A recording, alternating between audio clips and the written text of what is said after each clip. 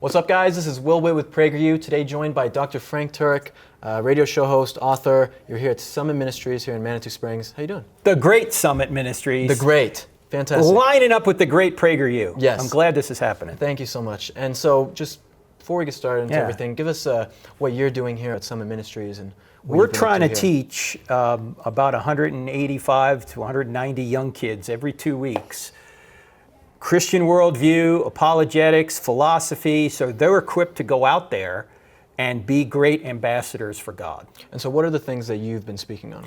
I speak sometimes on a book I co-wrote called I Don't Have Enough Faith to Be an Atheist. Today I'm speaking on a book called Stealing from God, Why Atheists Need God to Make Their Case. Mm-hmm. So, for example, atheists will say, well, there's too much evil in the world. And then we'll ask them, well, what do you mean by evil? You can't explain evil unless you're referencing good. But good doesn't exist in an objective way unless God exists. So when atheists are claiming there's too much evil in the world, they're actually stealing from God to say he doesn't exist. Yeah. So they have to sit in God's lap to slap his face. So I cover issues like that. Yeah. If there was one thing that you wanted people to know who had never heard of Summit Ministries or who had never been here, what would be that? I would want them to know, particularly if they're Christians, that about 3 out of every 4 of Christians who go to college walk away from the church once they leave the home. And one of the major reasons is intellectually they don't know why Christianity is true. Well, in 2 weeks you can get really grounded coming here. Yeah. It's not going to answer all your questions, but it's about a very good education in 2 weeks as you can get right here at Summit. And so imagine if you were speaking to a group of atheists here and you only had about 1 minute to explain something to them that you thought was the most valuable thing that they could get from the Bible or something to try and change their minds. What is that thing for you to these people? The thing is that God is good, we are not, and God literally came to earth to sacrifice himself to save us. That would be what I would want to show them. I would want to say, God loves everybody, he cares about everybody, but he's perfectly just and we're not. So what does he do? He takes our punishment on himself so that we won't have to be punished. That's really what Christianity is about. Yeah. It's about God taking our punishment on himself, and all we need to do to garner the forgiveness is accept what Christ has done. And why do you think that atheists push away from something like that? When it's explained by you or any of these other people here at Summit Ministries, I mean, it's so full of love and welcoming and forgiveness is what Christianity is really all about in a lot of ways. Why do you think the atheists are so keen to reject something like that? Because I was an atheist my whole life. Well, right? here's a question I ask. Look, let me take you back when you first went to college, Will. Suppose I were to ask you this question the very first semester you were in college. Suppose I were to say, Will, if Christianity were true, would you become a Christian? What would you say? Yes. You would say yes. Yeah. Because I ask that question of a lot of atheists and they say no. Really? And why do they say no? Because they don't want there to be a God, because they want to be God of their own lives. See, they're not on a truth quest, they're on a happiness quest. And they think being free of God will make them happy. Now, some people have admitted this to me and admitted it in writing. For example, even the great philosopher Thomas Nagel from NYU says it's not just that I don't believe in God, I don't want there to be a God. I don't want the universe to be that way. He says, I have a cosmic authority problem. Yeah. And he said the same about some other atheists. So it's not always the case, but I found if I ask the question, if Christianity were true, would you become a Christian? A lot of people will hesitate and say no. Yeah. They don't want it to be true because they think God is going to get in the way of their happiness. I see that. I think the reason why I said yes is because I actually disagreed with a lot of atheists on the fact that there is no objective truth. You know what I mean? That there is no truth. They say my truth. So that was something that I just disagreed with them on. And so for me, if there was something that was proven to be true and it was 100% factually accurate, then why would you not believe it? And why would you not want that to be the truth? Sure. You know what I mean? It doesn't seem like any other alternative would be better if that's the way that it is. It's pretty odd that atheists would spend a whole bunch of money going to college to learn the truth that there's no truth. Yeah. Why would you go to college if there's no truth? What are you there to learn, right? Yeah, exactly. Of course, it's self-defeating to say there's no truth. It's like saying I can't speak a word in English, right? And so you're also talking about morality over this trip. And so I kind of had a question because I was unsure about this, and a lot of people say that we have a sense of morality within us, right? That we naturally know what's good and know what's bad, know that if we lie, we're doing something wrong, even if society never told us that. It's just inherently inside of us. Right. And then some people believe that you don't have any morality and we're kind of a blank slate, and we get a lot of our morals from the Bible, like in the sense of like men, like get a lot of their morality in terms of sexual nature and things from the Bible and from rules and laws in society. And if none of that was there, men would go crazy and be, sexual deviants in a lot of ways. What do you think about that? Well, the Bible actually doesn't teach that you get your morality all from the Bible. It actually teaches, as Paul does in Romans chapter 2, he says the Gentiles are not of the law written on their hearts. So everybody knows basic right and wrong because God has written it on our hearts. So whether you're a Christian or not, whether you've ever seen a Bible or not, you still know basic right and wrong. Now you can suppress it, you can go your own way, as many of us do, but you still know on the big issues what right and wrong is. In fact, if you needed a Bible or a special revelation of some kind of scripture to know right and wrong, then God was unjust for punishing the entire generation of Noah. They didn't know. They didn't have a Bible. He was unjust for punishing the Canaanites because they didn't have a Bible, right? The Bible may give you more details about right and wrong, and for Christians it's the New Testament, obviously, but you don't need the Bible to know basic right and wrong. It's written on our hearts. That makes a lot of sense. It's so many, I get so many different answers to those kind of questions from a lot of different people, so it's always really interesting to hear. Wait, let me say one other thing about that, because that's an interesting question, because it goes back to the founding of our nation, too. Contrary to what some will say, Christianity, or I should say, America was not founded on Christianity. It was founded on the moral law consistent with Christianity. Yes, most of the founding fathers were Christians. There were some deists, obviously. Yes, descriptively Christianity, or I should say America was Christian, but not prescriptively. In other words, you didn't need to be a Christian to be in government, in the federal government. You did in some states, they required that, but Christianity was sort of the cultural background out of which the country came. But Thomas Jefferson and his other founding fathers brilliantly started the country on the moral law consistent with Christianity. He said, we are endowed by our Creator with certain inalienable rights. Among these are life, liberty, and the pursuit of happiness. He didn't say that you got to be a particular Christian or a particular believer. He just grounded our rights in God and allowed religious diversity and freedom to worship as you wanted to, because they came from England, as you know, and that was a problem over there. They tried to force the Church of England on people. So it was a brilliant way to have God-given moral rights without religious intolerance. Yeah. When I go around campuses and speak, it's interesting you bring that up about the Founding Fathers. I give, part of my talks usually are 3 ways to beat the left. And the second one is to make God great again. Basically looking at how America was founded exactly on those principles, and that the Founding Fathers knew that you don't get your rights, your morals from the government, you get them from God. Exactly. And I think that that's like a major issue right now in colleges in America. I mean, these kids, like I'm 22 years old, I'm not that much older than them, but when I was going through high school or when I was even going through college, I never heard anything like this, or anything that like you're saying or any of the other speakers are saying. It's like, it's a blessing for me to be here and like and hear all this stuff that I've never, that if I would have heard it when I was younger, I feel like I would have a different life through my, growing up years when I was. Well, the point you bring up about rights is so critical, because if there's no God, there's no right to anything. Yeah. And yet you have so many people out there on the left who are atheists arguing they have certain rights. Says who? Yeah. If there's no God, everything's just a matter of opinion. It's just your opinion against, say, Hitler's opinion, if there's no God. Right. But if there's a standard beyond us, God's nature, then we can judge our society to say be better than the Nazi society.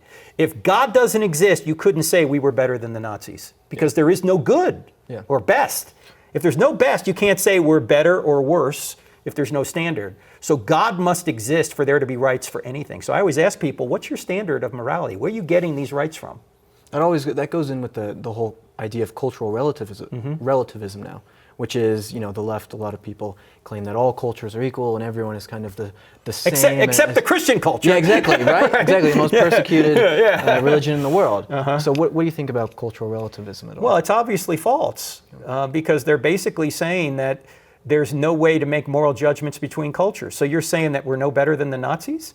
Are you saying we're no better than back in the middle of the last century, when in the culture in India, they would burn the living wife of the dead husband on the funeral pyre? Yeah, something like I can't remember the exact name of it, but and the British went over there and said, no, you're not going to do this anymore. This is wrong. Yeah. Okay, you can't make moral judgments between cultures if there is no standard beyond humanity. And we all know certain cultures are better than others. In fact, what do these same atheists do? They claim the culture of the Old Testament, where God is killing the Canaanites and all these things, that was evil and wrong. Wait, you said you can't judge cultures. How come you're judging the Old Testament culture then? Yeah. Right? Well, those are the only people that are allowed to. That's right, that's right. Looking at, take a step back, going back to you're talking about Darwinism too, and a lot about that. So I'm a fan of Stephen Meyer. I'm sure you know Stephen Meyer. Most of my lectures just based on what Stephen Meyer has said. Yeah, he's the real expert. I'm standing on his shoulders. Fair enough. Yeah.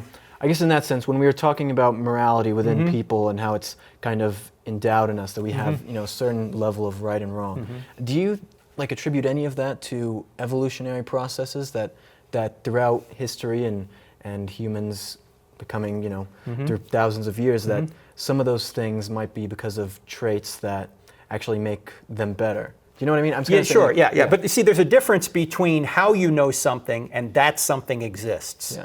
If we get our moral sentiments from some sort of evolutionary process, then they're not really objective. They're just preferences. What we're saying is, regardless of how we came to know, say, murder's wrong, murder really is wrong because there's a standard beyond humanity that's God's nature, and He has endowed us with His image, which means we have great worth, and it would be wrong to end the life of another human being made in God's image. If God doesn't exist and there is no standard beyond us, then we can't say that murder is wrong. So it's not an epistemological question, to use a fancy word, that's how you know something. It's an ontological question. Why does this thing known as righteousness exist? It can only exist if God exists. Otherwise, it's all just preference. You like chocolate, I like vanilla. So we can argue all day about how we came to know murder's wrong. That's not the question. The question is, why is murder wrong? If we're just overgrown germs, if we're just molecular machines, if we're just moist robots, as the atheists like to say, then why is it wrong to kill another human being? Yeah. Who said? Yeah. You said? Suppose Hitler comes along and he says, no, I want to kill you and take your stuff and make the super race. Why is he wrong if there's no standard beyond you and Hitler? Right, that's exactly right. Yeah. And so I guess the question that has been evolution for me, becoming a religious person, has been the hardest thing that I've struggled with. Because I tried to do a lot of research on it, and a lot of people who are my followers disagreed with me on a lot of stuff when I said it in my audience. I guess how would you answer the question about the Precambrian rabbit? Have you heard of that before? In the sense why don't we find a rabbit in the Precambrian? Is that the idea? Yeah, exactly. Well, there may be reasons why we have gone from simple life to complex life without an evolutionary process. It could be that God individually created these things at different time periods, or if you're taking the theistic evolution route, that He's inputting information at different points. But let's just say, for the sake of argument, macroevolution is true. Does that mean Christianity's false? See, that's what I say. I think that macroevolution can be true without Christianity being false, and that God is the one who again, like you were saying with the designer, is the one who created these processes that would happen. He's not only created the processes, if indeed He is behind a macroevolutionary process, but He's also behind the natural laws which drive the macroevolutionary process. The very laws of nature, the four natural forces we know about, the strong and weak nuclear forces, electromagnetism, and gravity. As we'll see in the lecture later today, I know you folks here might not see that, but there's no way to get information from those four forces. Information has to be input into the system at some point. Now, personally, and standing on the shoulders of Stephen Meyer, there are so many hurdles that macroevolutionary theory can't get over unless somebody intervenes, that I think it's an implausible theory. Not only irreducible complexity, genetic limits to change, epigenetic information, which is what Meyer talked about in his recent book, Darwin's Doubt. All these things make it seem implausible that macroevolutionary theory could be true. But even if it is true, the forces, the complex, I should say, the precise and consistent natural laws that drive the whole process were created and sustained by God anyway. So, fine, you want to believe in macroevolution, go ahead. You're not defeating Christianity. Yeah, that's exactly what I believe too, so that's perfect. I guess I'll end on this question. It's one that I've been thinking about recently, wrestling with. And a lot of Christians who I talk to believe in, God's plan. God has a plan for everyone. Is that something that you would say you kind of believe in too? There are two major views on God's will. Yeah. One view is called the traditional view, where God has a certain person he wants you to marry, a certain job he wants you to have, and you've got to go out there and find all this, right? You got to put out fleeces, you got to look for little hints and clues. The other view is, no, God gives you a general moral window in which you need to act. Like, for example, when it comes to marrying somebody, just marry somebody who's a Christian. Whoever you pick in that window, you've created God's will in your life. I take that view, even though a majority of Christians would take the traditional view. And the reason I take that view is because I think it makes more sense of the Scripture. I mean, why would you even have, say, a book of Proverbs if God was going to tell you what to do every day? Yeah. You know? Yeah. And why is it so cryptic? Why are we trying to, if God really wants to tell you something, he could, right? He doesn't have to try. He could just say, hey, Will, marry her now, right? But if he were to do that, it would create an immaturity in us, or let me put it another way, it would retard our maturity if God was telling us what to do every moment. Like if your parents told you throughout your entire adult life, do this, don't do this, do this, do it. If they gave you general principles and said, you're an adult now, you got to make your own decisions, but here are the general principles you need to live by, go ahead and live by them, then you can become a mature adult. But if God is telling you what to do every single moment of the day with every decision, you don't become mature, you become so dependent, and you never really become like Jesus. Yeah. Now, don't get me wrong, Jesus is dependent on the Father in a certain sense, and so are we. He's the vine, we're the branches. But I think that God gives you a window in which you need to make a decision. As long as it's within his moral will, it can be your will or his will for your life. So I guess my question is, you can tell me if this doesn't make sense or not. But if God is omnipotent, and he knows everything, that would mean that essentially that he would know the future of what's going to happen. Yeah. So then wouldn't that take away our free will if God already knows everything that is going to happen? That everything is already set out for us? No, because if you were to do something different, he would have known that as well. In other words, we're chosen but free. Just because he knows what we're going to do doesn't mean we don't have free will. I mean, think about it this way. Suppose you're in a helicopter over a major city and you see two cars coming between the buildings. They can't see one another, but they're on a collision course. You know if something doesn't change, there's going to be a collision. But are you causing that collision? No, just because you know what's going to happen doesn't mean you're causing it. Similarly, God is outside of time. He knows what we're going to do before we do it, but that doesn't mean that he's causing us to do it directly. In effect, sometimes I use this illustration. Suppose you love football and you're videotaping a game, you're DVRing a game because you can't watch it that day, and you get home to watch it and your friend texts you the score and you go, man, I didn't want to know the score. I wanted to watch it as if it was live. But you already know the score. You elect to watch the game anyway. As you're watching the game, you know what the outcome's going to be. But does that mean the players on the field don't have free will? No. No, you still have free will. Yeah, exactly. Yeah. Just because you know what they're going to do doesn't mean you're forcing them to do it. So knowledge does not necessarily imply causality in that sense. So God can know all things. He knew we were going to be here talking. If we had decided not to be here talking, he would have known that scenario too. But he knew we'd be here, and so here we are. But we're freely talking right now, despite the fact that God always knew it would happen. Yeah. We could talk on for hours. Thank you so much. Thanks, I really Will. appreciate Thanks it. for what you're doing. Actually, great stuff at PragerU. Keep it going. That was very insightful for me. I actually really learned a lot. So thank you. For that. Good. I really Absolutely. appreciate it. And so thank you guys for watching. We appreciate it. That's all we got. Thanks, guys.